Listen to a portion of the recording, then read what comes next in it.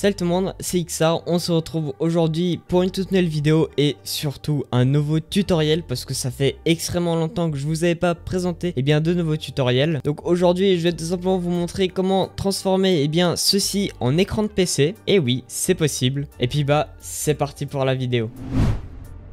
Et donc on va commencer tout d'abord le tutoriel en se rendant sur le site de SpaceDesk. Donc on va cliquer simplement sur Download. Et on aura 4 versions différentes qu'on pourra télécharger. Alors tout dépend de la version de votre OS.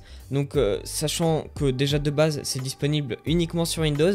Donc vous avez le choix entre Windows 10 ou Windows 8.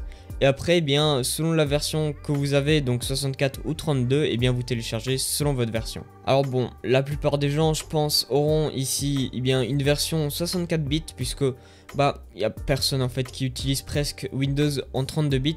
Tous les PC la plupart du temps sont en 64 bits. Donc pour ma part je sais très bien que mon Windows est en 64 bits. Mais après si jamais vous voulez être sûr, si jamais vous avez une version 32 ou 64 bits sur votre ordinateur, il suffit de vous rendre ici, faire un clic droit, système. Et ici vous aurez tout simplement l'information type de système 64 bits pour ma part. Et je pense que ce sera le cas pour la plupart des gens parce qu'il y a très peu de gens en fait qui utilisent des systèmes 32. Donc voilà, maintenant il suffit tout simplement de télécharger. On va faire enregistrer. Puis maintenant il suffit simplement d'installer le programme. Donc on va faire next. On va accepter les conditions d'utilisation. Puis après ici jamais vous voulez changer tout simplement l'emplacement du programme. Pour ma part je vais le laisser sur mon SSD. Donc on va faire next encore une fois. Ici on va bien laisser la case cochée. Et puis on va installer simplement.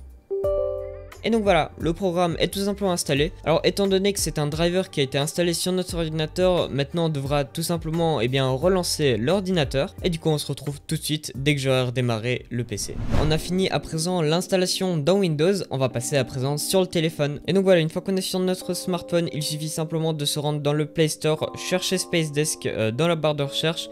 Et on va trouver tout simplement cette application qu'on va simplement installer. Une fois que l'application a été installée, il suffit simplement de cliquer sur connexion.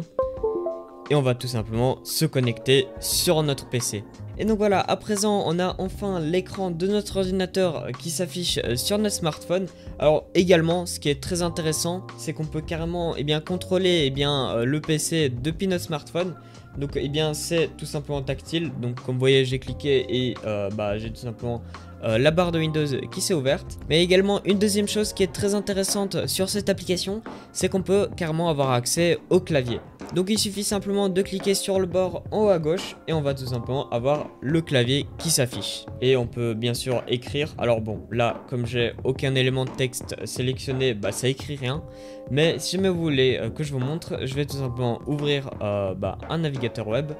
Hop, je vais cliquer tout simplement là-dessus, je vais ouvrir le clavier. Et comme vous voyez, ça écrit du texte. Alors il y a également une troisième chose qui est aussi super cool avec cette application, c'est qu'on peut tout simplement avoir l'écran à la verticale. Donc il suffit simplement de poser notre téléphone comme ceci et l'écran va tout simplement se mettre en mode vertical. Alors voilà, je vous avais montré tout simplement comment afficher votre écran de PC sur votre smartphone. Maintenant je vais également vous présenter quelques paramètres dans l'application qui peuvent être très intéressants. Donc voilà, il suffit simplement de cliquer sur les trois petits points, on va cliquer sur Settings et on aura un premier onglet qualité et performance. Alors ici vous pourrez tout simplement changer le niveau de la qualité de l'image. Vous pourrez également changer le type d'encodage, le taux de rafraîchissement par seconde, donc soit 30 soit 60 fps, et également le rendu des couleurs. Alors étant donné que la connexion passe tout simplement par le Wi-Fi parce que c'est extrêmement dommage, mais l'application ne peut pas se connecter en filaire. Donc, ce qui fait qu'on est limité à la vitesse de notre connexion internet. Donc moi qui a une connexion qui est pas mal mais pas non plus la plus extraordinaire, je mets pas la qualité au maximum, je la mets à peu près à ce niveau là. Au niveau du type d'encodage, je l'ai laissé par défaut. Après au niveau du taux de rafraîchissement par seconde, je l'ai laissé quand même à 30 parce que mine de rien, le mettre à 60 images secondes, ça veut dire qu'il y a 2 fois plus de bande passante qui est prise et donc ça veut dire que ce sera d'office plus lent.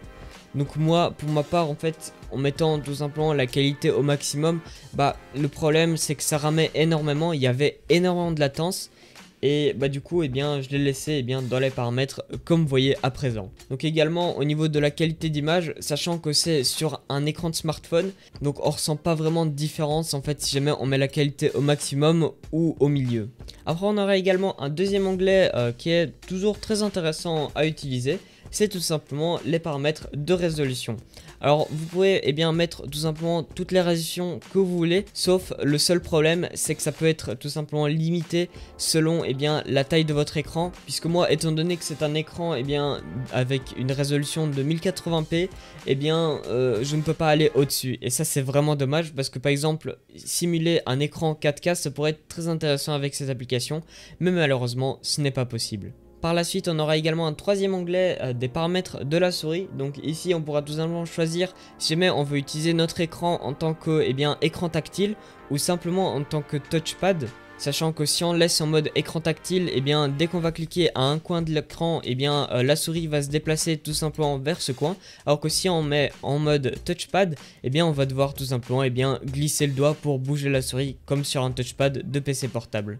Et puis également un paramètre dans lequel on peut choisir tout simplement si jamais on veut activer la rotation automatique de l'écran ou si on veut la désactiver. Mais voilà, c'est déjà la fin de cette vidéo, j'espère qu'elle vous aura plu. Si c'est le cas, n'hésitez pas à mettre un petit pouce vers le haut et aussi à vous abonner à la chaîne si ce n'est pas déjà fait. Et puis également n'hésitez pas aussi à rejoindre mon serveur Discord qui sera dans la description. Et puis voilà, sur ce, moi je vous dis à une prochaine vidéo. Allez ciao tout le monde, c'était XR.